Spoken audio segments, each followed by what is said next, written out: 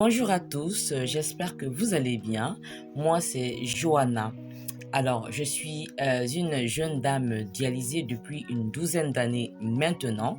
Je vis au Maroc et je fais cette petite vidéo pour rendre un témoignage, voilà, par rapport à ma situation actuelle. Alors, comme je disais, moi, je suis une dialysée. Déjà, il faut savoir que je suis malade, atteinte d'une insuffisance rénale chronique terminale. D'accord. Et étant une malade dialysée, je fais mon traitement 3 fois la semaine. 3 fois, voilà, dans la semaine. D'accord. Et j'ai eu beaucoup de questions comme ça qui me sont revenues. Comme quoi, voilà, comment est-ce que je vis? Est-ce que je vis bien et tout? Moi, personnellement, je vis bien. Je vais essayer, voilà, d'expliquer au mieux, voilà, comme je peux. Voilà. Je suis tombée malade il y a maintenant 12 ans.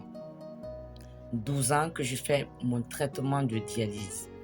Et mon traitement de dialyse, voilà, il consiste à me maintenir en vie. Comment? J'ai un problème de rein. Mes reins ne fonctionnent plus normalement.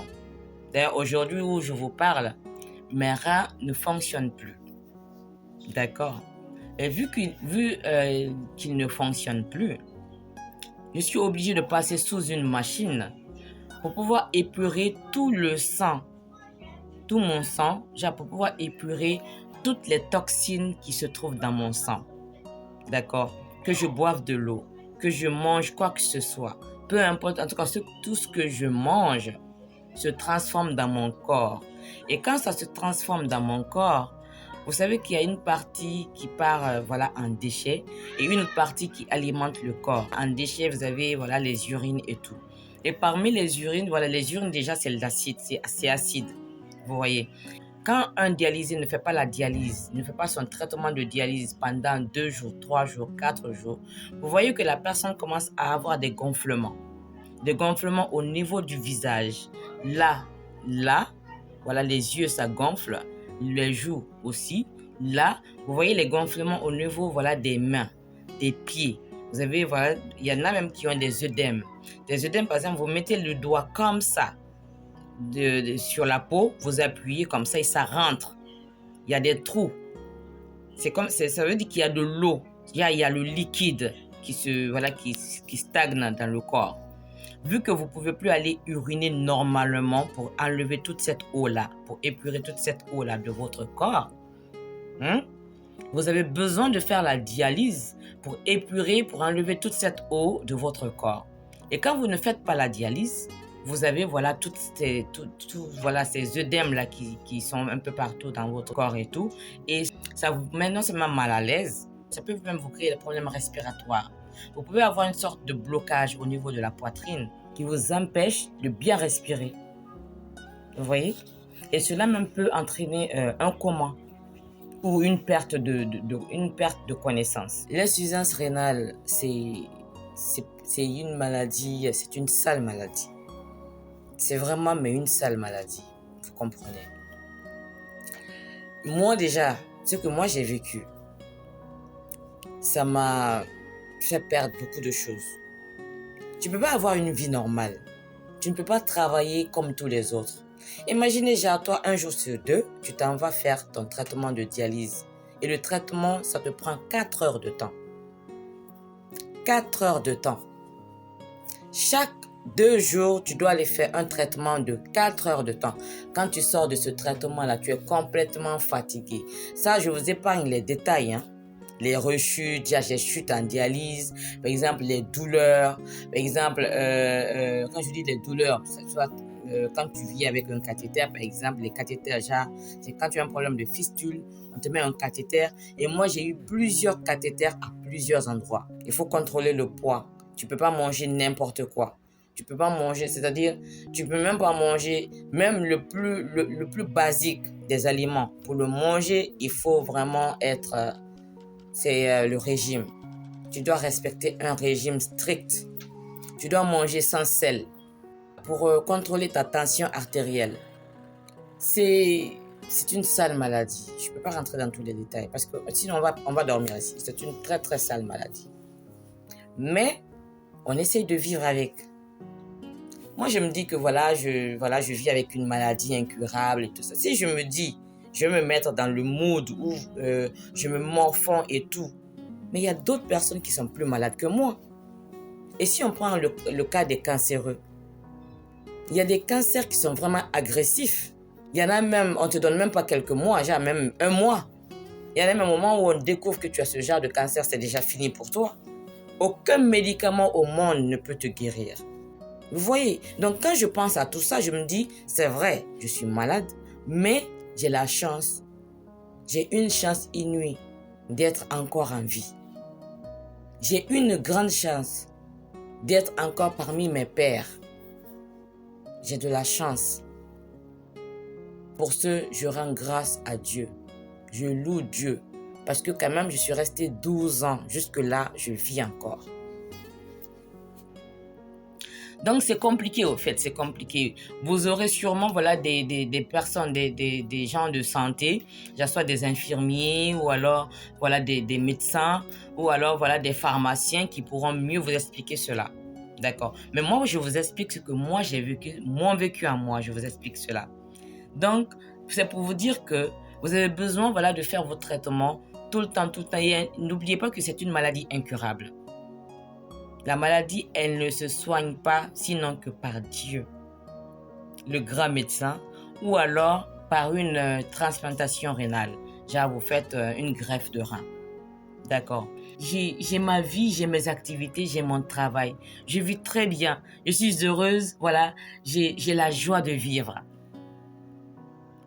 J'ai la joie de vivre pourquoi? Parce que j'ai la foi. J'ai la foi.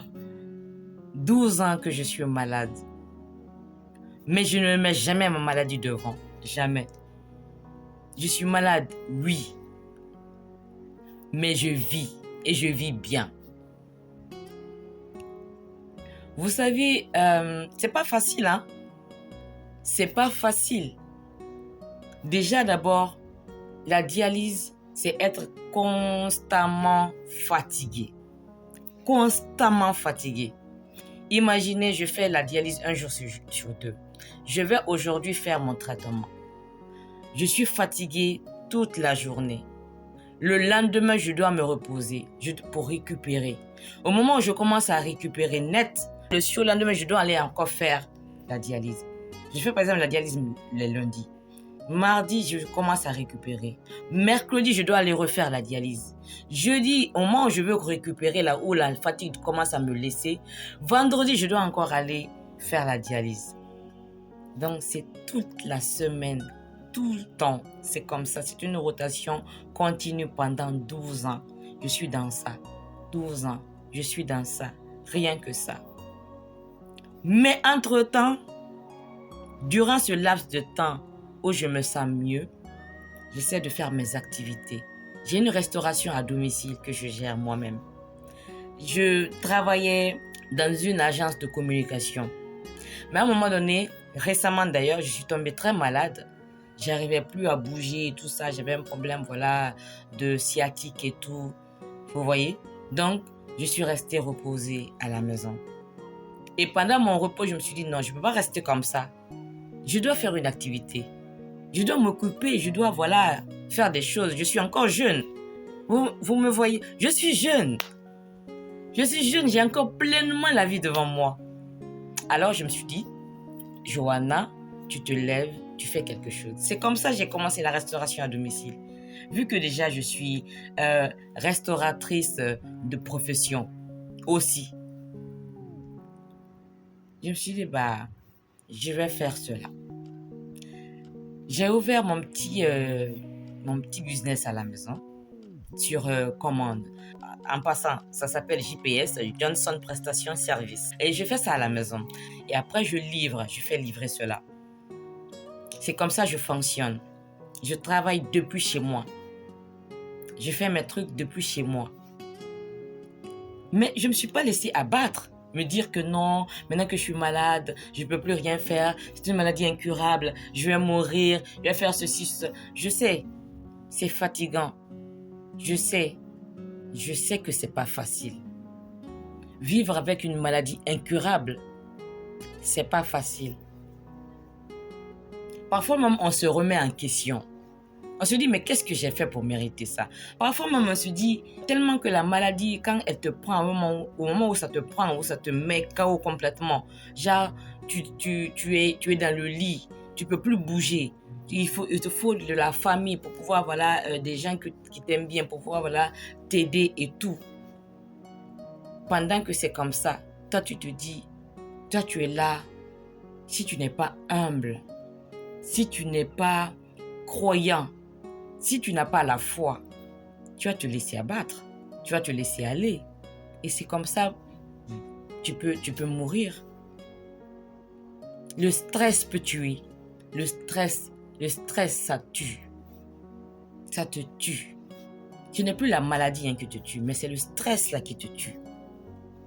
Moi, je me suis dit, hey, j'ai encore mon enfant, elle est petite. Moi-même, d'abord, je suis petite. Moi-même, j'ai la vie devant moi. C'est vrai, je suis malade. Mais j'ai mes petites sœurs, j'ai mes petits frères. J'ai ma famille derrière. J'ai ma mère qui compte sur moi. Je dis, hé, non, je ne peux pas me laisser abattre comme ça.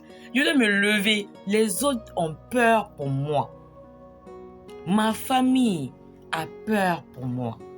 Ma famille est inquiète pour moi. Je leur fais comprendre que ne vous inquiétez pas pour moi. Tout va bien. Parce que j'ai la foi, parce que j'ai Dieu avec moi. Jésus est là. Tout va bien. Je me lève, je marche, je fais mes courses, je viens, je cuisine, je livre, je fais mes trucs, je fais mes postes. On dit, ah, la fille là, est-ce qu'elle est vraiment malade? Elle là, est-ce qu'elle est vraiment malade? Pourtant, je vis avec une insuffisance rénale chronique terminale. Mais je garde toujours mon sourire. Je garde toujours ma joie de vivre. Ceux qui me connaissent au quotidien là, ceux qui vivent avec moi savent. C'est moi, c'est tout moi ça. La joie de vivre. Le sourire que vous voyez s'afficher là, c'est pas un sourire forcé, non. C'est-à-dire, je sais pas comment vous expliquer ça. Je sais pas. La joie de vivre. Ayez la joie de vivre. Que les gens vous dénigrent. Que les gens vous disent n'importe quoi. Qu'on dise que ah, c'est là même, elle est comme si, elle est comme ça. Ayez votre joie de vivre. Priez. Ayez la foi. Jeûnez. Donnez si vous en avez. C'est ça, oh. C'est ça, c'est tout ce que je peux vous dire. Donc vraiment, pour tout vous dire, tu peux être malade, mais ça ne veut pas dire que c'est la fin du monde. Tu peux être malade, mais ça ne veut pas dire que c'est fini pour toi. Non, ça ne veut pas dire que c'est fini pour toi. Donc voilà, cette petite vidéo, je la fais. C'est pour vous dire en même temps que ce qui ne te tue pas te rend plus fort. Ce qui ne te tue pas là, ça te rend plus fort. Soyons forts, soyez forts. Si vous vivez une situation, peu importe la situation que vous vivez, dites-vous que vous pouvez surmonter cette situation-là. Peu importe ce qui vous arrive dans la vie, dites-vous que vous pouvez surmonter cela. Dites-vous que vous pouvez surpasser cela. En tout cas, c'est comme ça. C'était les mots que j'avais à vous dire. Et la petite vidéo que je voulais vous faire partager. Voilà, la petite parenthèse de ma vie que je voulais partager avec vous. Donc voilà, j'espère vraiment que cela va aider bon nombre de personnes. Voilà, et je vous dis à très très vite pour de nouvelles vidéos. Et voilà, je vous embrasse fort fort fort. Prenez soin de vous.